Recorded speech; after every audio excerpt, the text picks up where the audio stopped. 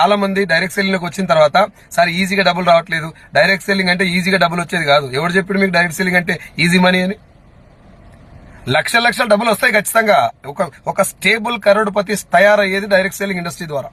ఒక wonderful future ఉన్నటువంటి industry ఇది. కానీ దీన్ని నేర్చుకొని ఒక సిస్టమ్ ప్రకారం పవర్ఫుల్ నెట్వర్క్ తయారు చేయడం వల్ల వచ్చేటటువంటి ఇన్కమే డైరెక్ట్ సెల్లింగ్ ద్వారా మనం సంపాదించే లక్షల లక్షల డబ్బు.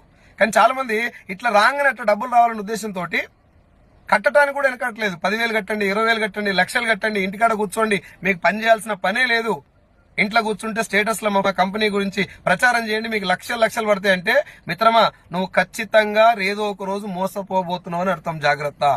డైరెక్ట్ సెల్లింగ్ ఇండస్ట్రీ ఖచ్చితంగా భవిష్యత్తు ఉన్నటువంటి నిజాయితీ గల ధర్మబద్ధమైన మార్గంలో డబ్బు సంపాదించే అవకాశం ఉన్న ఇండస్ట్రీ.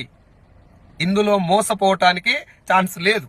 ఖచ్చితంగా నువ్వు కడుతున్నావు, కట్టిస్తున్నావు అంటే ఖచ్చితంగా గ్యారెంటీగా నువ్వు ఏదో ఒక రోజు మునుగుతావు అని అర్థం.